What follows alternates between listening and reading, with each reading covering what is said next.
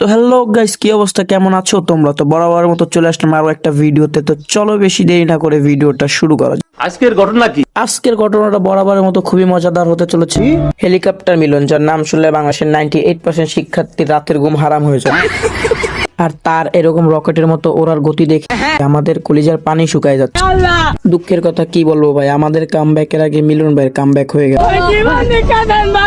তার উপর আবার শুরু হয়ে গেছে এসএসসি পরীক্ষা, আর এসএসসি পরীক্ষায় মানে জীবন মৃত্যুর খেলা।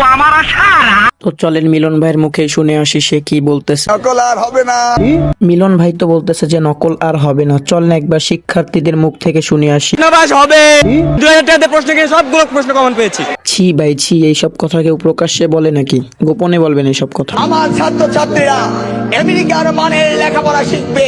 ঘটনা হচ্ছে যে এসএসসি পরীক্ষার হলে কারেন্ট নাই। এটা জাতীয় সমস্যা। যেখানে পরীক্ষার কেন্দ্রেই কারেন্ট নাই, সেখানে কিভাবে শিক্ষার আলো ঘরে ঘরে জ্বলবে?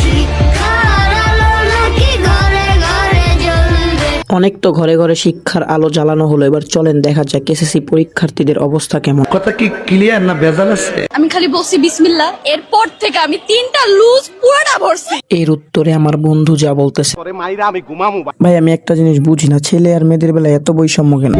যখন কোনো মেয়ে পরীক্ষার্থী পরীক্ষার হলে যেতে দেরি করে, লে পুলিশ।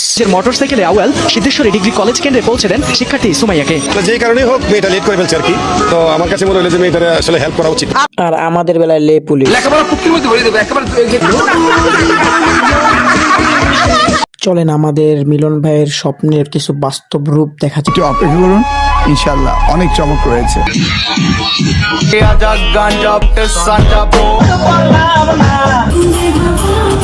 এইসব দেখার পর আমার বন্ধু এবার যা বলতেছে, যে শিক্ষামন্ত্রী আছে ভাই উনি একেবারে জোকার। আপনার কাছে আমি রিকোয়েস্ট করবো যে ভিডিওটা দিয়েন, ওনাকে যেন জোকার বলছি ভাই। এইবার চলেন দেখে আসা যাক যে বাংলাদেশের মেয়েদের হাতে শিক্ষা ব্যবস্থা দিলে কি হবে। আমার ভুল হচ্ছে।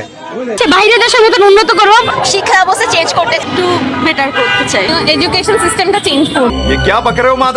আরে ভাই বাদ দেন, বেডি মানুষ। এবার আসেন ছেলেরা কি করবে সেটা দেখা যাক। আর লেখাপড়া থেকে রাজনীতি উঠিয়ে দিতে হবে। পড়াশোনা নাই, কোনো পরীক্ষা নাই, সবাইকে অটো পাস। দেশের শিক্ষাকে উল্টায় দিব। তো ভিডিওটা ভালো লাগলে লাইক, কমেন্ট এবং সাবস্ক্রাইব করতে ভুলবে না। দেখা হচ্ছে পরবর্তী ভিডিওতে। এর পরবর্তী ভিডিওটা কাকে নিয়ে বানাবো কমেন্ট বক্সে জানাবো, এবং ততক্ষণ পর্যন্ত আল্লাহ হাফেজ।